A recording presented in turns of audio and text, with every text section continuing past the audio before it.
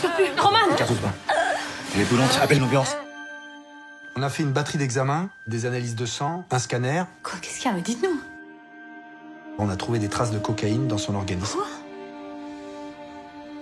Il y a forcément une erreur. Il n'y a pas d'erreur. Je suis tombée sur quelqu'un. J'ai rencontré par hasard la femme dont est tirée une histoire vraie. Ce qui ne veut pas dire que c'est son histoire, parce que derrière, on a pas mal fictionnalisé avec Marcia Romano, avec la personnalité. Et puis j'ai été bouleversée par cette rencontre, par cette femme qui ne comprenait pas ce qui lui arrivait parce qu'elle venait de découvrir que son mari souffrait d'une grave addiction, que la famille était contaminée. Enfin, elle était surtout pleine de questions et très sidérée. Et encore, et puis bouleversée pour elle, mais aussi bouleversée pour lui. Donc j'ai rencontré quelqu'un capable de sentiments très forts. Et c'était si étrange cette rencontre que j'ai longtemps pensé à elle, jusqu'à apprendre quelle était la résolution quelques années plus tard de cette histoire et comment s'était effectuée la contamination. C'est absurde, elle est juste à la maison, à l'école. Tu crois qu'il y a de la drogue à l'école? Je sais pas. Je travaille pour la brigade des mineurs. Vos enfants vont être placés, madame. Quoi?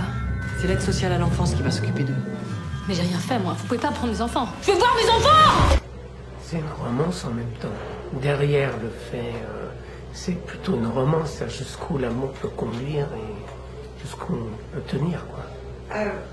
Enfin, moi, j'ai travaillé sur le sujet de l'addiction en traitant la drogue comme une maîtresse. Donc, absolument.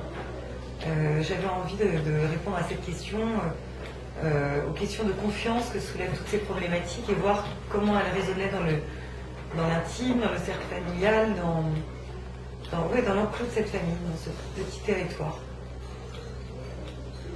Parce que là, ils font front quand même dès le départ ensemble. Votre personnage, sa force, c'est de ne pas se baisser les bras et en même temps de faire front, quoi. Alors que d'habitude, il y a un moment où elle part, où ça éclate. Bien sûr, et il y a aussi un aveuglement. Ouais. Il y a aussi un grand aveuglement. C'est-à-dire, pas seulement un aveuglement, qui est toujours un aveuglement. Je veux dire, l'amour, c'est pas autre chose qu'un aveuglement, mais en tout cas qu'une idée, c'est aussi nourri par des idées en tout cas. Mais ouais, ce personnage, il protège. Il protège. Et lui d'abord, elle se protège elle-même. Elle protège sa vie depuis tant d'années, son amour, son homme. Elle protège. Jusqu'à ce que les barrières lâchent.